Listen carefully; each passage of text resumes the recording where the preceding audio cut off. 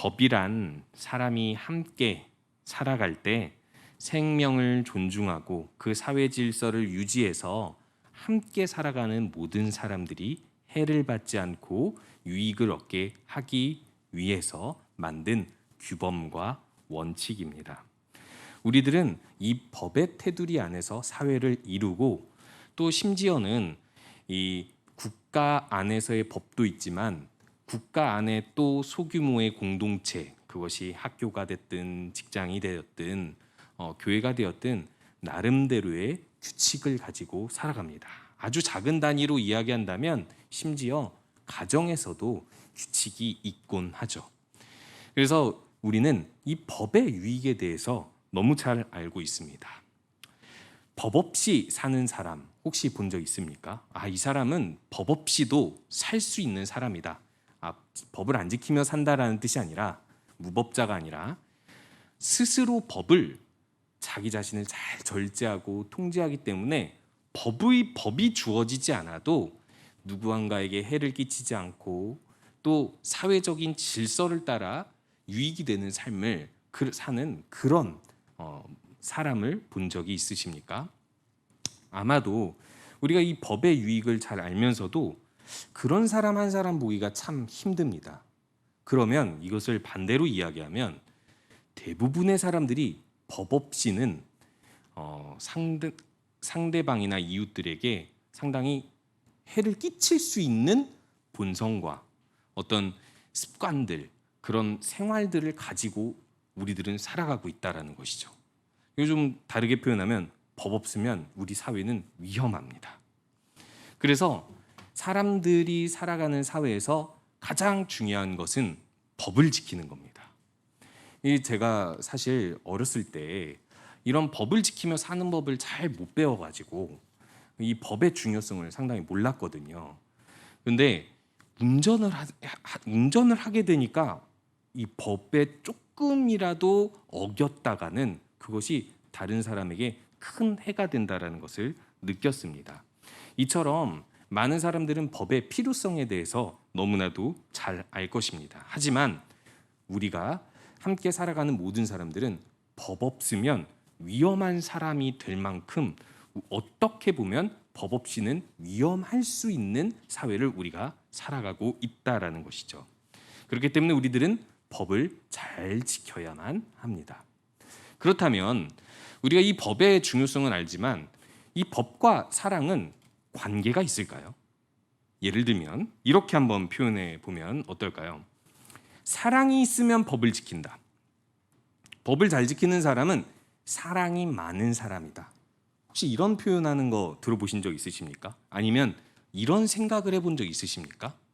뭔가 사랑이라는 용어와 법이라는 용어가 잘 맞물린다고 생각하기가 좀 어렵습니다. 우리가 생각하고 있는 사랑의 이미지가 어떤 한쪽으로 치우쳐져 있을 수 있다라는 뜻이죠.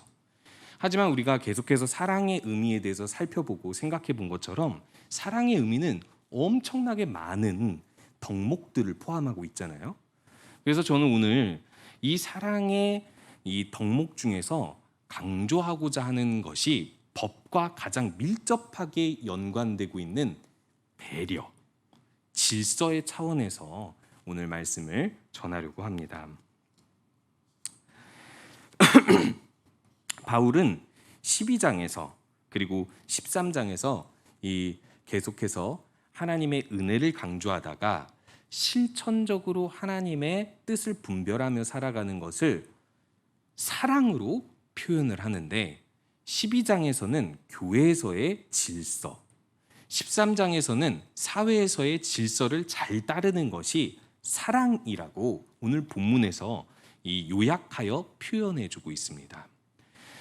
사랑과 법이 관계되는 이유를 우리가 한번 여러 가지 사례를 살펴보면 좋겠지만 아주 가까운 사례를 우리가 생각해 본다면 알 수 있죠.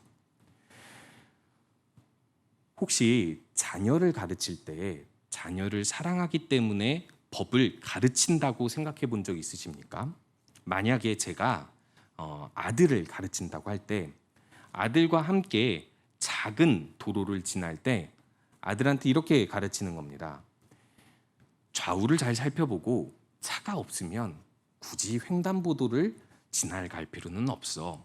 언제든지 무단횡단을 해도 돼.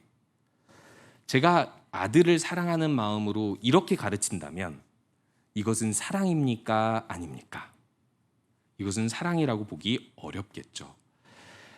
우리가 사랑이라고 했을 때는 가까운 이웃에게나 먼 이웃에게나 해를 끼치지 않도록 질서를 따르도록 지키고 또 그것을 가르치고 또 그렇게 살아내는 것이 우리 모두에게 유익을 주기 때문에 그것이 사랑이라고 말할 수 있는 것입니다. 그래서 바울은 오늘 이 사랑과 율법의 관계를 이야기하면서 먼저 이렇게 권고하고 있습니다. 그것은 바로 8절에 피차 사랑의 빚 외에는 아무에게든지 아무 빚도 지지 말라라고 말씀하고 있죠. 갑자기 법, 사랑의 관계를 이야기하다가 왜 갑자기 빚이라는 용어가 나올까? 우리들이 생각해 봐야 합니다. 이 빚을 지지 말라라는 의미를 생각해 보면 알 수 있는데요. 빚을 진다 그러면은 나쁜 용어 의미일까요? 아니면 좋은 의미일까요? 사실 빚을 지다라는 말을 우리가 무조건 나쁜 용어라고 보기는 어렵습니다. 우리가 이 사회에서 거래를 하지 않습니까? 내가 필요한 물건과 남이 필요한 물건을 교환하기도 하고 그것을 화폐로 환전하여서 거래를 하기도 하죠. 이것은 우리들의 일상에 밀접하게 연관되어 있습니다. 그런데 나쁜 거래는 한 사람에게만 아주 큰 유익이 돌아가고 다른 한 사람에게는 손해가 될 때 그건 나쁜 거래입니다. 근데 좋은 거래는 어떤 좋은 거래죠? 서로에게 윈윈, 유익이 되었을 때 서로의 필요에 따라 그것이 유익이 되었을 때 그것은 좋은 거래라고 이야기하죠. 그것을 조금 더 다르게 표현하면 빚이라는 건 뭐냐면 그 필요한 물건을 가지고 서로 교환을 하거나 화폐를 가지고 교환해야 되는데 내가 지금 때는 필요한 때인데 그 필요한 것을 구입할 만한 재력, 능력이 없을 때 그 때를 지나기 위해서 하는 행위가 빚을 지는 행위입니다. 근데 이 빚을 지는 것이 어느 때 선할 수 있냐면 정확한 신용도를 가지고 갚으면 선한 것이 될 수 있죠. 빚을 빌려주는 사람도 그 신용을 좀 쌓게 되고 그리고 또 혹시 이자를 받게 되면 그 이자로 이익을 얻을 수 있고 빚을 지는 사람 역시 필요한 때를 지날 수 있기 때문에 빚이라는 것은 사실 바르게 사용하면 유익하기 때문에 오늘 여기서 말하는 아무 빚도 지지 말라를 문자적으로 대출하지 말라. 그러면 제가 지금 신혼부부 전세대출로 집에서 살고 있는데 그것도 우리들은 죄가 되는 셈이죠. 그런 이야기를 하는 것은 아닙니다. 오히려 금전적으로 이야기한다면 못 갚을 빚을 지지 말라. 더 정확히 말하면 빚이 있으면 갚으란 얘기입니다. 약속에 따라서. 왜요? 이웃에게 해가 되기 때문입니다. 그런데요. 여기서 이야기하는 것이 9절 10절로 내려가면 율법과 사랑에 대해서 이야기하고 있기 때문에 여기서 말하는 빚은 좀 더 확대 해석을 해서 도덕적 채무까지 포함하고 있는 것입니다.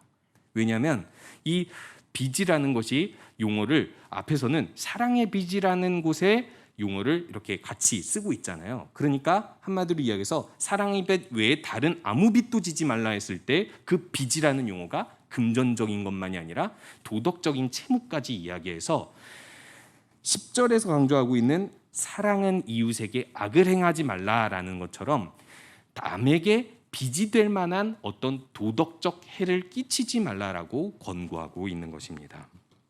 바울은 사랑과 율법의 관계를 강조해서 말하기 전에 먼저 이것을 강조해주고 있는 것입니다. 우리가 정말 이웃을 사랑한다면 가장 먼저 우리가 신경 써야 할 부분은 무엇이냐면 이웃에게 도덕적으로나 법적으로나 어떤 것으로나 해가 되는 행동을 하지 말아야 한다는 것입니다. 그런데 이것이 사랑, 제가 아까 이야기한 사랑의 여러 가지 덕목 중에 배려, 질서에 해당되는 것이죠. 그렇기 때문에 오늘 저는 좀 더 강조해서 표현하자면 이 배려와 질서를 지키는 것으로 우리들은 그리스도의 사랑을 실천할 수 있다라고 이야기하면서 그렇기 때문에 이웃에게 해가 되는 어떤 빚도 지지 말라라고 말씀드리고 싶습니다. 더불어 이렇게 빚을 지지 않는 삶을 살아야 한다면 우리들은 어떻게 행동을 하게 될까요? 특히 먼 이웃은 그렇다 하더라도 항상 상호 관계를 유지해야 되는 가까운 이웃에게는 그 어떤 빚도 지지 않으려고 수동적인 행동을 하게 되지 않겠습니까? 제가 앞에서 금전적인 빚이 굳이 나쁜 것이 아니라고 이야기했었던 이유가 바로 그것입니다. 여기서 빚을 지지 말라라는 것이 문자적으로 진짜 대출을 전혀 하지 말라라는 뜻도 아니고 해를 끼치지 말고 금전적으로는 빚을 갚으면 된다라는 의미에서 이야기한다면 오늘 여기서 굳이 한 가지를 표현하고 있는 이렇게 단어가 있는데 그게 바로 사랑의 빚입니다. 정말 남에게 해를 끼치지 말라 그리고 아무 빚도 지지 말라 하면 이 사랑의 빚 외에는 이라는 말을 쓰지 않아도 됩니다. 사랑의 빚이라는 단어를 쓰지 말고 그냥 아무에게도 빚을 지지 말라. 그것은 이웃에게 악을 행하는 것이라 라고 이야기하면 될 것을 그것뿐만 아니라 우리가 또 적극적으로 해야 될 것이 있는데 재밌게도 사랑의 빚은 져도 된다라고 이야기하고 있습니다. 이게 무슨 뜻일까요? 이웃에게 해를 끼치지 말아야 한다고 하면서 이웃에게 도덕적 채무를 빚지지 말라라고 이야기하면서 사랑의 빚은 져도 된다라는 건 그러면 사랑받고 사랑은 안 해줘도 된다 뭐 이런 뜻을 이야기하는 것일까? 그것이 아니죠. 오늘 표현을 보면 사랑의 빚 외에는 이라고 이야기하면서 사랑의 빚을 지라가 아니라 사랑의 빚은 질 수도 있는데 이것에 왜 아무 빚도 지지 말라고 이야기하면서 사랑의 빚은 피할 수 없음을 이야기하고 있습니다. 이게 무슨 말일까요? 사랑의 빚은 피할 수 없는데 굳이 내가 사랑을 남에게 빚지도록 행동은 하지 말고 또 어떤 도덕적인 빚을 짓지 말도록 행동을 하라는 것은 도대체 무슨 뜻일까요? 한마디로 이야기하면 하나님의 사랑을 받은 사람들 꼭 사회에서 하나님의 사랑을 잘 모르는 사람들이라 할지라도 사랑을 하면 무엇을 하게 되어 있습니까? 내가 있는 것으로 남에게 먼저 무엇인가를 베풀게 되어 있습니다. 이걸 좀 빚이라는 용어로 환산한다면 꾸어주게 돼요. 내 사랑을 꾸어준다라고 저는 표현하고 싶습니다. 이게 사랑의 빚이죠. 꾸어주는 관계로 사랑의 빚이 서로에게 형성이 되는데 이걸 갚을 수 있습니까? 예를 들면 부모가 자녀에게 사랑을 먼저 꾸어줍니다. 이거 저는 아직 1년도 못 꾸어줬는데 지금 벌써 20년, 30년 꾸어주신 성도님들은 어떻습니까? 자녀가 이것을 갚을 수 있다고 생각하십니까? 어느 날 갑자기 10억을 계좌로 이체하면서 부모에게 나는 모든 빚을 청산했어. 이 말이 안 되죠. 그것은 어떤 것으로도 갚을 수 없습니다. 그러면 제가 이렇게 부모 자녀의 예만 들지 않더라도 혹시 사랑의 빚을 져본 적이 있으시다면 그 빚을 혹시 갚아보신 적 있으십니까? 아니요. 갚은 게 아니라 다른 방식으로 또 사랑을 꾸어주는 것이겠죠. 사랑을 서로 주고받는 데에서는 그만큼의 값을 갚았다라는 용어가 없습니다. 그저 난 빚을 또 지고 또 사랑을 꾸어주는 것, 이것밖에 없는 것이죠. 제가 좋아했던 드라마가 있는데 바로 응답하라 1988입니다. 근데 제가 그 드라마에서 가장 좋아했었던 장면이 뭐냐면 반찬을 나누는 장면이었어요. 우리가 얼마 전에 했었던 것이죠. 그게 뭐냐면 먼저 한 가정에 이 초라한 밥상을 비춰줍니다. 그게 어떤 가정이냐면 아버지와 아들만 사는 가정이에요. 근데 그 아버지가 밥에 있어서 능력이 뛰어나지는 않으니까 이게 밥상을 차리다 보니 너무 초라한 밥상인 거예요. 반찬 하나밖에 없는 밥상. 이것으로 밥을 먹어야 되나 고민하고 있는데 갑자기 다른 화면들이 나오는데 옆에 이웃집에 있는 세 가정이 바쁘게 반찬을 하는 겁니다. 그런데 한 가정에서 이 반찬을 듬뿍 해가지고 자녀에게 시키는 거죠. 야, 너 이거 1층, 너 이거 2층, 너 앞집, 옆집 이렇게 자녀들한테 반찬을 엄청 많이 해서 나누어 주게 합니다. 그리고 그것을 받은 또 다른 가정에서는 주셨대. 오케이. 그래서 과일을 풍성히 나눠주고, 또 어떤 가정에서는 국을 엄청 많이 해서 그것을 나눠줍니다. 그리고 그 다음 장면에서 나오는 게 이렇게 반찬과 국 여러 가지를 나누다 보니까 이 모든 가정이 진수성찬이 된 거예요. 그런데 가장 감동적인 부분이 아버지와 아들이 이번 끼니를 어떻게 때워야 하나 걱정했던 그 아버지와 아들의 밥상이 너무나도 풍성해진 장면을 보고서입니다. 이렇게 반찬을 통해서 사랑을 꾸어주지만 갚을 수 없는 사랑이 서로 교환되니까 사랑으로 서로 빚질 수밖에 없는 관계가 되지만 사실 서로에게 그 어떤 도덕적 채무도 지지 않은 관계를 오늘 이 바울은 강조해주고 있는 것이죠. 우리가 사회에서나 교회에서나 어디에서나 이웃과 함께 사랑을 나누되 빚질 정도로 사랑을 나누라는 겁니다. 하지만 도덕적인 빚, 금정적인 빚은 갚지 못할 것은 지지 않도록, 지었다면 그것을 갚을 수 있도록 이야기하고 있는 것이죠. 바로 이것이 여기서 바울이 강조하고자 하는 사랑, 배려하는 사랑, 질서를 지켜서 이웃을 해하지 않는 사랑을 이야기하고 있는 것입니다. 그렇다면 이웃에게 해를 끼치지 않는 사랑은 구체적으로 어떤 방식으로 진행이 되는지 오늘 강조해주고 있는 말씀을 통해서 살펴보기 원합니다. 두 가지로 제가 설명을 드리도록 할 텐데요. 먼저 한 문장으로 이렇게 표현할 수 있습니다. 10절에 그러므로 사랑은 율법의 완성이니라 라고 말씀하고 있습니다. 이 사랑은 율법의 완성이라는 것이 무슨 뜻일까요? 8절에서는 남을 사랑하는 자는 율법을 다 이루었느니라 라고 하고 있는데 이 말씀을 누가 하셨죠? 예수님께서 마태복음 22장에 말씀하고 있죠. 어떠한 사람이 예수님께 나와서 이 성경의 계명들에 대해서 질문을 합니다. 그러자 예수님께서 이 성경의 이 계명 중에 하나님 사랑, 이웃 사랑 이 두 가지 계명을 가지고 이렇게 표현합니다. 이것이 율법과 선지자의 강령이니라. 여기서 말하는 강령이라는 말은 이 매달다라는 원어에서 왔습니다. 즉 하나님을 마음을 다해 목숨을 다해 힘을 다해 사랑하고 또 이웃을 내 몸과 같이 사랑하는 이 계명이 있는데 이 계명에 모든 계명들이 매달려 있다라는 것입니다. 그런데 오늘 9절에서는 이거를 또 이렇게 표현합니다. 내 이웃을 내 자신과 같이 사랑하라 하신 그 말씀 가운데 다 들었느니라. 다 들었다라는 것은 매달다랑 비슷하게 요약해 놨다라는 뜻입니다. 요약해 놓은 것을 되풀이하고 있다라고 이야기하고 있는 것이죠. 그렇다면 어떻게 되풀이되고 있다라는 것이죠. 이웃을 내 몸과 같이 사랑하라는 것은 레위기 19장 18절에 있는 말씀입니다.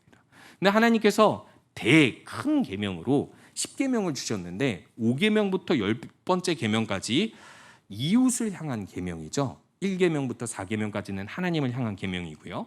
근데 이 이웃을 향한 계명들이 구약 성경에서 구체적으로 주어지고 있습니다. 어떻게 적용되어서 주어지고 있냐면요.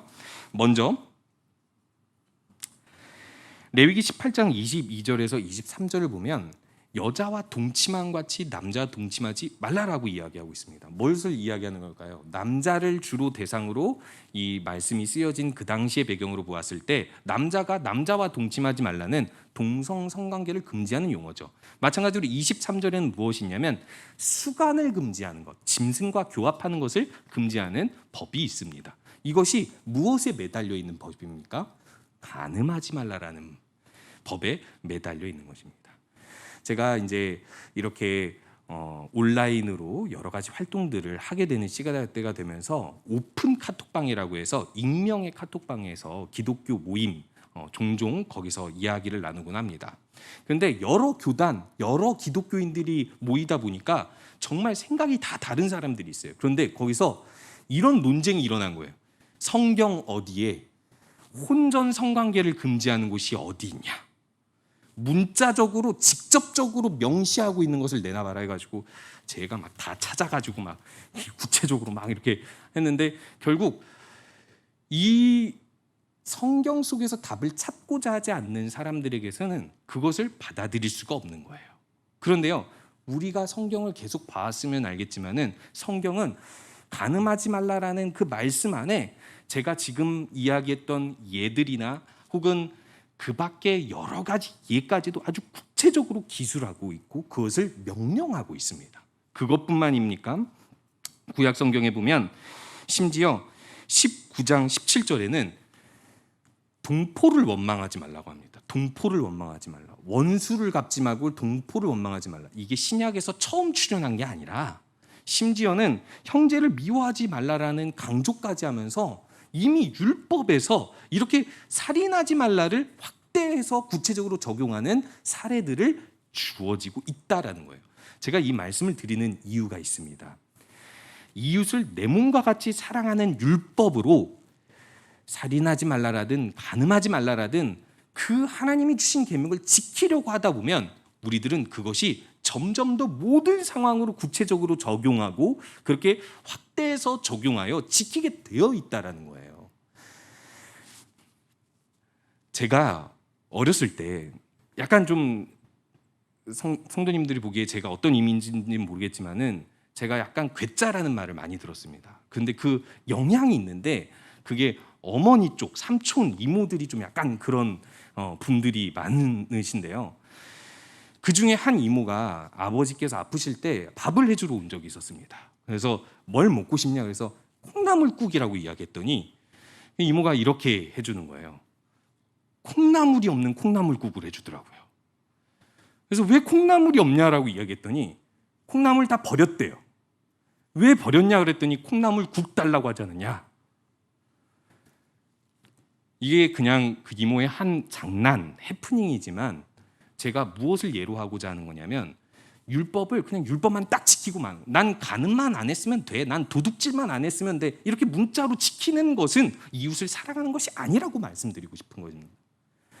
콩나물국을 해달라고 해서 콩나물국만 주는 게 사랑이겠습니까? 물론 장난이지만 우리가 생각을 해본다면 정말 우리가 이웃에게 어떻게 사랑을 실천해야 되는가? 율법의 완성이 되는 율법을 지키는 사랑은 무엇인가? 사랑으로 하나님이 주신 계명을 좀 더 구체적으로 지켜가는 것입니다. 그래서 신약 성경에서 예수님은 산상수훈에서 계속해서 이 살인하지 말라와 간음하지 말라 등등을 적용하면서 심지어 이렇게까지 표현하시죠. 예수님께서 이런 말씀은 안 하셨지만 제가 상상하기를 예수님께서 이렇게 생각하시지 않았을까 생각합니다. 너희들 지금 육체적으로 간음하지 않았다고 죄가 없다며 만족하고 있지? 그리고 성경에 명시된 표현입니다. 마음의 음욕을 품지 말라. 마음의 음욕을 품는 자는 다 간음하였느니라. 얼마나 통쾌한 말씀입니까? 우리들에겐 익숙한 말씀이지만 유대인들에게는 율법주의 유대인들에게는 상당히 불편한 말씀인 거죠. 더더군다나 형제에게 노하는 자마다 미련한 놈이라 하는 자마다 다 심판을 받게 될 것이라고 이야기하면서 어떻게 보면 이 살인하지 말라 계명을 그냥 거기에 나와 명시되어 있는 율법으로만 지키고 사랑 없이 지키려고 했었던 그 유대인들에게 너희들은 죄가 있다라고 이야기하면서 이웃을 내 몸과 같이 사랑하는 것에서부터 율법을 완성하여 지키라고 말씀하고 있는 것입니다. 그래서 우리가 다시 한번 돌아봐야 할 것은 우리가 하나님의 말씀을 잘 지킨다 하면서 어떻게 보면 남들보다는 더 뛰어난 도덕적 삶, 남에게 해를 끼치지 않고 성경에 나와 있는 모든 율법들을 다 지키는 것처럼 살아가는지도 모르겠습니다. 하지만 우리가 부족하게 조금 더 적용하여 구체적으로 지켜내지 못하는 하나님 말씀은 무엇이 있는지를 돌아보면서 사랑으로 율법을 지키는, 사랑으로 율법을 구체적으로 적용하여 지키는 우리 모든 성도님들 되시기 바랍니다. 마지막으로 예수님께서 또 강조해서 말씀해주고 계시는 것은 율법의 완성, 사랑은 율법의 완성이라는 말씀을 통하여서 결국 너무나도 당연한 말씀, 나와 있는 율법을 잘 지키라고 말씀하고 있습니다. 근데 율법을 잘 지킬 때 누구에게 잘 지켜야 될까요? 저는 율법을 우리에게 누구에게 잘 지키지 못할 때가 있는가를 곰곰이 생각해 보면 이럴 때가 많다고 생각이 듭니다. 먼 이웃에게, 정확히 말하면 가까운 가까운 이웃과 먼 이웃으로 크게 나눈다면, 가까운 이웃은 이렇게 우리가 서로 왕래하고 인사하고 서로에게 덕이 되고 득이 되는 관계. 뭐 가정은 말할 것도 없고, 같이 사는 빌라도 말할 것도 없고요, 아파트도 말할 것도 없고요, 그리고 교회도 말할 것도 없습니다. 그런데요, 우리에게 득이 되지 않는 관계, 같은 나라, 같은 지역에 공존하면서 살지만 같은 버스 혹은 여러 가지 대중교통에서, 마트에서 마주치고는 있지만 인사는 안 하는, 어떻게 보면 나 그 사람 사랑해 라고 말할 수 없는 관계들에게 우리들은 충실히 사랑으로 그들에게 율법을 지키고 있는지를 돌아봐야 한다는 것입니다. 예를 들어서 아까 제가 예를 든 것을 이제 표현하자면, 사회적 법에 있어서 만약에 제가 어느 날 무단횡단을 한다고 해 봅시다. 그런데 저기 멀리서 차가 오는 거예요. 그러니까 지금 빨리 건너면, 무단횡단으로 건너면 저 차도 해가 안 되고 나도 해가 안 되겠구나, 나에게는 좀 더 이익이 되겠구나, 이렇게 생각하겠죠. 자, 그러면 그 차에게는 정말 해가 되지 않았을까요? 운전하는 사람은 알겠지만 이미 브레이크를 밟고 있어야 됩니다. 속도를 줄여야 한다는 거죠. 법을 어긴 사람 때문에. 우리들은 이웃의 입장을 헤아리지 못하고 배려하지 못하는 가장 큰 이유가 뭐냐면, 그 사람의 입장을 생각하지 못할 만큼 먼 이웃이기 때문입니다. 어떻게 보면 예수님께서 말씀하신 마음의 음욕을 품는다 했을 때 가까운 이웃뿐만 아니라 특히 먼 이웃에게 그러지 않았겠습니까? 우리가 누군가를 무시할 때, 그리고 누군가에게 대한 분노의 마음을 품을 때 오히려 가까운 사람에게는 용서하고 또 이해한다 하더라도 먼 이웃에게 그러는 경우가 많지 않습니까? 그렇기 때문에 우리가 분명히 다시 한번 살펴보아야 할 것은, 우리가 누구에게나 동일하게 사랑으로 율법을 지키며 살고 있는지를 돌아봐야만 하는 것입니다. 앞에서 이야기했던 대로 구체적으로 율법을 적용하여서 마음에도 음욕을 품지 않고 어떤 그 누구의 재산도 탐내지 않으면서 살아가되, 이것이 가까운 이웃에게는 잘 지켜진다 하여도 혹여나 먼 이웃에게 잘 지켜지지 않는 것은 아닌지 돌아봐야만 할 것입니다. 마지막으로 성경에서 나온 한 가지 사례를 말씀드리고자 한다면, 율법을 다 지켰다 하는 사람이 두 명이 등장합니다. 첫 번째는 부자 청년이고요, 한 명은 선한 관리이죠. 근데 둘 다 공통점이 뭐냐면 율법을 다 지켰다라는 거예요. 근데 예수님께서 부자 청년에게 너에게 부족한 것 한 가지가 있다라고 이야기하면서 무엇을 이야기하면, 너의 모든 그 재물을 가난한 사람에게 나누어 주라고 합니다. 아니, 재물을 나누어 주지 않는 게 죄가 됩니까? 사실상 어떻게 보면 죄가 되지 않는다라고 말할 수 있습니다. 하지만 성경에서는 분명히 적용을 할 때 이렇게 이야기하죠. 밭에서 추수를 할 때 모퉁이는 거두지 말라고 이야기합니다. 그리고 떨어뜨린 이삭은 줍지 말라고 합니다. 가난한 자들이나 거류민을 위해서 남겨두라고 이야기합니다. 이처럼 성경은 계속해서 이웃을 내 몸과 같이 사랑할 때 나랑 가깝게 지내거나 나랑 특별히 득이 되거나 이해관계가 있는 사람이 아닐지라도, 그 사람이 약자라면, 사회적 약자라면 그 사람을 돌봐주는 사랑으로 이 율법을 적용해서 지켜야 가야 한다라고 이야기하고 있는 것입니다. 그러면 또 다른 사례를 살펴보면 선한 사마리아인의 비유를 살펴볼 수 있죠. 선한 사마리아인의 비유는 설명하지 않아도 잘 알다시피 강도 만난 자에게 이웃이 될 수 있는 것을 이야기해주고 있는 것입니다. 그런데요, 동족 유대인에게도 레위인도 제사장도 그 어떤 유대인도 도움을 주지 않습니다. 왜냐하면 이 사람이 죽거나 혹은 죽을 수도 있거나 죽은 사람일 수도 있기 때문에 부정하여 질 수 있고, 또 이 사람으로 인해서 자신이 큰 손해를 볼 수 있기 때문이기 때문이에요. 동족이라 할지라도, 공존하며 사는 사람이라 할지라도 이렇게 도움을 주지 않는 이유가 자신이 손해를 보거나 혹은 자신 손해를 보거나 어떤 부정한 존재가 될까봐라고 이 선한 사마리아인의 비유에서 이야기하고 있는 거예요. 그러나 선한 사마리아인은 무엇을 하죠? 그 부정해지는 것도 다 감수하고, 이 사람을 돕다가 죽으면 자기는 부정한 사람이 되는 건데, 부정해질지라도 자기가 가지고 있는 기름과 돈을 다 털어서 여간비도 해주고 치료도 해줍니다. 그러면서 예수님께서 말씀하고 있는 것이 무엇입니까? 율법을 지키는 것이 무엇인지를 이 사람들한테 이야기해주고 있는 것입니다. 나한테 득이 되지 않고 이해관계가 없는 그 어떤 먼 이웃에게 이렇게 사랑으로 율법을 지켜서 행할 수 있는지를 물어보고 있는 것입니다. 우리가 코로나로 인하여서 어떻게 보면 차단된 사회를 살아가고 있죠. 사실 편합니다. 솔직히 저도 편합니다. 예전에는 정말 많은 사람에게 덕을 끼쳐야만 하는 직분이잖아요. 그죠? 근데 그 모든 것이 차단되어 있어요. 편합니다.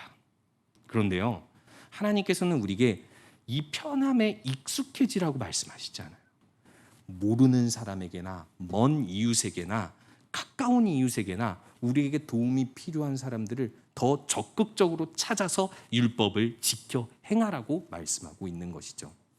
우리가 돌아볼 것은 정말 우리가 율법을 지킨다 하지만 정말 어떻게 보면 이 예수님 당대 유대 율법주의자들처럼 정말 행위는 완벽하다고 나는 착각을 하면서 더 구체적으로 사랑으로 먼 이웃에게나 가까운 이웃에게 율법을 지켜가고 있는지, 이웃을 내 몸과 같이 사랑하여 대접하며 살아가고 있는지를 살펴보면서 그 사랑을 율법을 지킴으로, 더 구체적으로 지킴으로, 먼 이웃에게나 누구에게나 지킴으로, 사회적 질서를 지킴으로 완성해가는 우리 모든 성도님들 되시기 바랍니다.